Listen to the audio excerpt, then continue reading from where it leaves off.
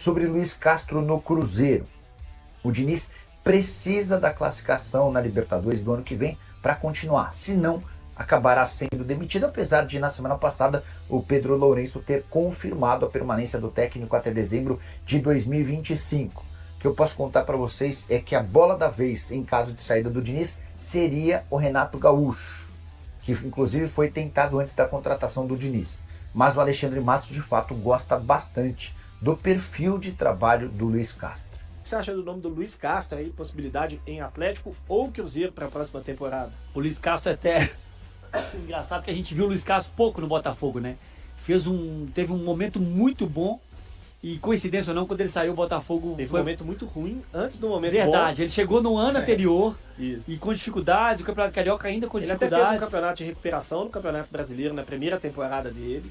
Aí no Campeonato Carioca Quase foi muito mandado mal, embora. A torcida estava pedindo para ele ser mandado embora de todo jeito. De repente o time se encaixou no Campeonato Brasileiro e embalou, né? Mas assim, você vê que as ideias do Luiz Castro são boas, você vê que os times do Luiz Castro são organizados. Eu gosto do nome. Talvez ele é superestimado, sim. Talvez ele custe muito mais do que aquilo que ele já mostrou no Brasil, sim. Mas eu gosto do nome. Eu acho um bom nome. Acho que dentro dos nomes falados hoje no futebol brasileiro, ele está na prateleira de cima. E só para deixar claro também, porque a gente, obviamente, ele chegou na Arábia Saudita para ser técnico do Al Nassr no boom da Arábia Saudita, né? Quando chegou o Papai Cris, quando chegou posteriormente o Neymar, enfim, foi uma das temporadas de grande investimento lá do futebol árabe. Não é que ele foi mal. O problema é que a comparação do Al Nassr à época, e ainda é hoje, é com o Al Hilal. E o Al Hilal do Jorge Jesus simplesmente acabou com os campeonatos. Ele acabou. Copa do Rei Saudita, Campeonato Árabe. Então, assim, a comparação com ele foi ruim e a pressão lá, gente, por resultados é grande também. E ele acabou saindo e sendo dispensado, é ótimo, né? Dispensado lá da equipe de Riad. O Cruzeiro acho que é o contrário em cada item, né, Léo? O Cruzeiro vem jogando mal, mas tem um objetivo ali muito palpável. Exato, é um time sem confiança, né, inclusive, que vem perdeu um título, uma disputa de título, que o Fernando Diniz ainda não conseguiu encaixar o trabalho, inclusive jogou muito mal contra o Bragantino, depois no segundo tempo se recupera ali aí numa pressão, consegue arrancando o empate, e agora pega um Palmeiras, como o Tim até destacava, com portões fechados, né, não vai ter, essa é uma outra questão, o governo de Minas está tentando reverter isso daí, porque tem toda uma preocupação por ser considerado um jogo de alto risco, por tudo que aconteceu naquela briga em outubro entre as duas torcidas, em que um cruzeirense morre ali num ataque da torcida do Palmeiras na estrada que vai até Belo Horizonte. Nem era jogo das duas equipes, mas a rivalidade crescente. E aí foi decidido então que o jogo num primeiro momento seria por torcida única. A CBF usou a prerrogativa dela para manter a isonomia, já que o jogo no primeiro turno tinha sido com duas torcidas. Falou, não, então se não é com torcida única, não é com ninguém. Então fechou os portões e agora o governo de Minas Gerais tenta reverter isso daí para que seja pelo menos com torcida única. Então é um Cruzeiro que chega numa situação muito desfavorável para enfrentar um Palmeiras que ainda luta por muita coisa, que ainda luta por um tricampeonato de Campeonato Brasileiro e é claro que é uma partida que envolve, além de tudo que vai acontecer dentro de campo, também tem esse extra, né, Barreto?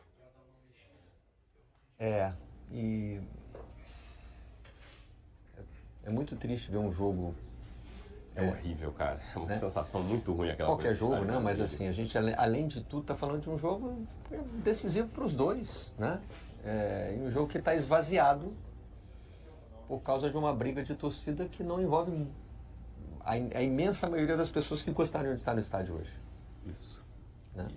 E essa coisa dos portões fechados, a torcida do Cruzeiro, se houver torcida, né? O Léo comentou que o governo ainda tenta, está pressionando muito o time, né? A gente trata os portões fechados como uma vantagem esportiva para o visitante, nesse caso o Palmeiras, mas em geral. Mas existe uma questão de pressão ali. O Cruzeiro, como o Léo falou, o Diniz tem uma vitória no Brasileiro e uma na Sul-Americana, que depois perdeu a final. É um trabalho que não conseguiu engrenar ainda. E o Diniz, em trabalhos recentes dele, conseguia fazer bons inícios, né? No Fluminense, o início foi muito duradouro, coroado com a conquista da Libertadores. Mas até agora o time não engrenou e aí amanhã com os portões fechados ali, Tem esse ponto de o Palmeiras ter a tranquilidade, mas o Cruzeiro também, os jogadores e o treinador, né? Os últimos jogos em casa teve muita vaia da torcida do Cruzeiro e esse jogo de sábado foi bem fraco mesmo. No segundo tempo o Cruzeiro conseguiu pressionar porque o Bragantino é um time que talvez seja o pior rendimento do Campeonato Brasileiro no último mês aí, mas tem jogado muito mal o Cruzeiro. O Bragantino tem a pior campanha do retorno. E o desempenho mostra, dentro de campo, muito fraco o time. E as oportunidades que Bragantino teve no contra-ataque no final do jogo, Isso. todos jogaram fora de uma maneira quase amador, né? O Cruzeiro estava lá para ser batido de mais uma vez. Mas aí a gente também não pode desconsiderar o peso da pressão, né? Da situação que está, a impaciência da torcida, a torcida no fim estava xingando o time, enfim. Aí, mais um dos elementos para a gente falar de estádio vazio. Né? Às vezes, jogar em casa no Brasil na frente da torcida é desvantagem. Né? Nessa época, dependendo. isso deve muito ser levado em consideração. Né? Você está sob pressão, né? A torcida brasileira não alivia a pressão, pelo contrário, às vezes ela amplifica. Aumenta, várias né? vezes. Nossa. Com o time jogando em casa. Mas tem ainda o Cruzeiro e o Palmeiras, claro, não basta só olhar a outra partida, tem que fazer a parte dele, Tonhão. Exatamente, Bruno. O Palmeiras ainda sonha com esse título, né, que pode tirar o título do Botafogo. Para esse jogo de amanhã no Mineirão, o Palmeiras não terá o Marcos Rocha e o Gustavo Gomes. Os dois estão suspensos. O Marcos Rocha foi expulso exatamente no duelo contra o Botafogo. O Gustavo Gomes é por acúmulo de cartão amarelo. Agora tem uma outra questão, né? Essa daí também fora das quatro linhas, que é se vai ter torcida ou não. Né? Por enquanto, por decisão da CBF, né, do Júlio Avelar, que é o diretor de competições, amanhã o jogo será com portões fechados. Isso daí causou uma revolta por parte do Cruzeiro. O Palmeiras avalizou essa decisão da CBF, mas o governo de Minas Gerais entrou com um pedido na justiça para que ao menos a torcida visitante, a torcida mandante, a torcida do Cruzeiro, compareça amanhã ao Mineirão. Então a gente ainda está aguardando para ver o que a justiça vai determinar sobre isso, se será uma liminar que vai permitir que os torcedores do Cruzeiro ingressem amanhã ao jogo, mas por enquanto o jogo é com portões fechados. Tudo por causa como consequência da briga que aconteceu na Fernão Dias, a emboscada que a torcida organizada do Palmeiras fez contra a Máfia Azul, né, a Mancha Alviverde, e hoje pela manhã o Departamento de Homicídios e Proteção à Pessoa da Polícia Civil de São Paulo deflagrou uma nova operação, prendeu 10 torcedores do Palmeiras no total, foram cumpridos 13 mandados de prisão temporária e 23 de busca e apreensão, isso não apenas em São Paulo, mas também em Osasco, Carapicuíba, Santana de Parnaíba, Franco da Rocha e Bragança Paulista.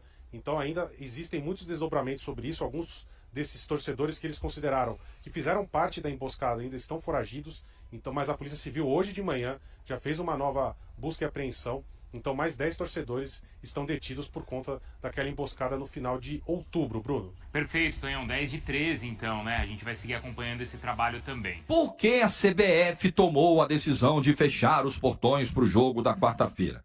Foi uma nota divulgada ontem pelo Júlio Avelar, que é o diretor de competições da CBF, pelo André Matos, que é o diretor jurídico da CBF. Porque foram registrados recentemente incidentes entre as organizadas do Cruzeiro e do Palmeiras. Houve um incidente, eu estou sendo muito brando, né? Houve um ataque, uma tentativa de massacre da principal organizada do Palmeiras contra a principal organizada do Cruzeiro, aqui numa rodovia de São Paulo, na Fernão Dias, quando os cruzeirenses voltavam de Curitiba para BH, resultando inclusive em morte.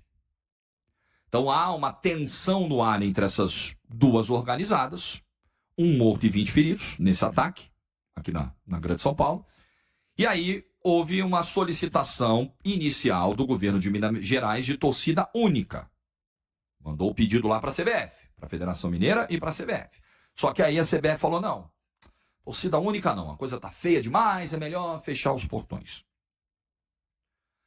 Aí eu fico me perguntando, peraí, o jogo é em Minas Gerais, a maioria será cruzeirense, você já tem precedente de jogo com torcida única? Ah, mas a isonomia... Vou dar um exemplo aqui. 2019, é um exemplo que muita gente está resgatando aqui. Em 2019, Palmeiras e Flamengo se enfrentaram na reta final do Campeonato Brasileiro. Aquele ano em que o Flamengo ganhou Libertadores, ganhou o próprio Brasileiro. E aí teve o jogo no Allianz Parque. E havia uma tensão muito grande para esse jogo pela rivalidade entre os dois clubes, que era muito acirrada naquele momento, as duas torcidas. O Flamengo com a torcida podendo fazer festa e tirar onda dentro do Allianz. As autoridades aqui de São Paulo pediram, olha, vamos fazer torcida única, não vamos deixar a torcida do Flamengo vir para evitar distúrbios, para evitar confusão e tudo. Vamos. E aí, assim se decidiu. Ah, mas no primeiro turno, a torcida do Palmeiras foi ao Maracanã, então estará quebrado o princípio da isonomia. Sim, estará, infelizmente. E se quebrou. Porque havia um argumento. Você pode concordar com ele ou não para se quebrar essa isonomia. Como há agora. Só que fechar os portões é punir a torcida do Cruzeiro que, em tese, vamos lá. Nós estamos falando de organizadas. É complicado você tratar a organizada como se fosse o todo da torcida. Mas vamos deixar elástica a corda aqui. Em tese, foi a torcida vítima do ataque na Fernão Dias. E aí você está falando de isonomia, de qualquer forma estará quebrada a isonomia, porque não teremos as duas torcidas no segundo jogo. Mas por que não ter as duas torcidas? Por que punir a torcida do Cruzeiro? Qual é a lógica dessa decisão? O governo de Minas Gerais, as autoridades de Minas Gerais, a polícia de Minas Gerais, eles não são capazes de impedir a entrada de ônibus das torcidas do Palmeiras no território mineiro? Caso esses torcedores entrem e se infiltrem de alguma forma, eles não são capazes de garantir a segurança nos arredores do estádio, nas rodovias, no entorno do Mineirão, nas ruas de Belo Horizonte. Então, meu amigo, então acabou. Então realmente acabou o futebol. É assim como a história do Renato, isso aqui é matar uma formiga com uma bomba atômica. É muito simples, gente. A torcida visitante ela vai em menor número. Nós temos hoje, em São Paulo, por exemplo, clássicos que são jogados com torcidas únicas, justamente para que se evitem distúrbios, se evitem conflitos. Ninguém joga um derby aqui em São Paulo com portões fechados por causa de briga. Ah, porque pode ter uma confusão, então tem que fechar os portões. Ah, no Allianz não pode ter, em Itaquera não pode ter. Vamos fazer um Corinthians e Palmeiras com portões fechados. Gente, isso é loucura. Isso é uma barbaridade. Se a CBF, e ela não disse mais nada, ela foi muito lacônica no comunicado. Se a CBF tiver alguma informação concreta de que, olha, tem, sei lá, uma ameaça de bomba no estádio. Porra, aí nós estamos falando de um negócio muito sério.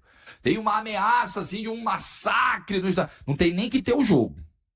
Mas não me parece que seja esse o caso. Acho que não estamos diante de algo tão grave assim. É grave, é preciso ter uma cautela nesse momento, ter uma operação diferente. Agora, impedir que o torcedor do Cruzeiro vá ao jogo na casa dele, porque houve um conflito de organizadas numa rodovia. Mas é o nosso eterno enxugar gelo. Porque, como eu sempre digo aqui, esses caras de organizada que estavam na confusão, quando eles são presos, quando eles são detidos, quando eles são levados para a delegacia, ou apreendidos, porque alguns são até menores de idade, o delegado já chega lá, opa, você aqui de novo, cara? Família, como é que tá? Tá tudo bem? Pô, meu irmão, não aguento mais ver sua cara. Você também, outra vez. Você é a quinta. Irmão, você tá com a perna ferrada ainda, já entrou em outra briga. Irmão, você acabou de sair da cirurgia, você traumatismo craniano, você tá aqui de novo. É assim, cara. São todos figuras conhecidas, todos já deveriam estar presos, banidos do estádio. Mas a lei brasileira é porca. O cara vai, fica 2 horinhas na delegacia, assina um tempo, vai embora. Aí daqui a pouco ele volta, assina de novo, vai embora. E continua frequentando o estádio. Ah, vamos proibir a organizada. Aí o cara vai lá com a camisa branca e entra no jogo. Com a camisa azul entra no jogo. Com a camisa verde entra no jogo. Em bonde, em grupo, de novo. Então não muda nada. Ah, porque não vai exibir a faixa do estádio. Não é de coisa. A organizada continua existindo. Continua gerando distúrbios. Porque a lei é fraquíssima. Protege marginal no Brasil. Ah, é um discurso demagogo. Então tá, então fica nessa. Fica achando que o mundo é maravilhoso, que o Brasil é um país incrível, que as leis funcionam, porque não funcionam. Torcidas organizadas são um grande exemplo disso. Aliás, torcidas organizadas que supostamente têm conexões muito complicadas no Brasil. Nada acontece com torcida organizada. Deixa você. Deixa de pagar o que você tem que pagar. Vai. Arruma uma confusão com alguém. Você vê se você não vai em cana. Mas torcedor de organizada, rapidinho. Fica uns diazinhos, faz um bonito e vão embora. Então essa decisão aqui para mim, ela é estapafúrdia. essa decisão da CBF. É um absurdo essa decisão. A torcida organizada do Palmeiras atacou a torcida do Cruzeiro. Como é que vai ser a punição? Vamos punir o torcedor do Cruzeiro, que não tem nada com isso. Que não tem nada com isso. E o torcedor do Palmeiras que mora em Belo Horizonte também. Só que tem um ponto, geralmente nesses jogos fora de casa, a maior parte que se desloca é organizada. Então vai. Você tem um argumento aí, você ainda está ferindo isonomia, você ainda está prejudicando o palmeirense que não tem nada a ver com a história. Você ainda está prejudicando... Parou o microfone aqui no finalzinho, mas agora eu vou até o fim. Você ainda está prejudicando o palmeirense que não tem nada a ver com a história. É isso, concordo. Só que muito pior é você proibir a torcida mandante. Muito pior é você proibir a torcida do Cruzeiro. Algo muito mais fácil de controlar. Você não deixa os que querem se vingar chegarem no território de Minas Gerais, faz um bloqueio, e a vida segue. Eu não entendi essa decisão da CBF. Para tomar uma decisão como essa, a CBF precisa ter elementos muito concretos de que, olha, uma tragédia pode acontecer se tiver só a torcida do Cruzeiro no estádio. Eu acho difícil de engolir. Por exemplo, esse ano mesmo, Cruzeiro e Atlético chegaram num acordo em Minas Gerais para torcida única nos clássicos. Torcida única, para evitar distúrbios. Não foi portões fechados. Não foi proibir todo mundo de ir no jogo. Mas é mais uma da CBF. Você quer lógica das decisões da CBF? Você vai procurar e não vai encontrar. Vamos ver se essa decisão vai mudar. Eu espero que mude. Porque o torcedor do Cruzeiro não pode ser proibido de ver um jogo porque a CBF é incompetente, porque as autoridades são incompetentes ou supostamente incompetentes. Não dá. Isso aqui é um absurdo. Nem tô falando de impacto na briga pelo título, tá? Tô nem entrando, que é o ponto também, de desequilibrar a briga por vaga na Libertadores, que é a situação do Cruzeiro, e de briga pelo título, que é a situação do Palmeiras. Posso entrar nesse terreno também, mas nem entrei. Tô falando mesmo do aspecto legal dessa decisão, do aspecto da eficácia dessa decisão. De novo, me parece matar uma formiga com bomba atômica. Mas aqui no Brasil, se prefere lavar as mãos pro problema do que resolver, do que enfrentar e resolver o problema.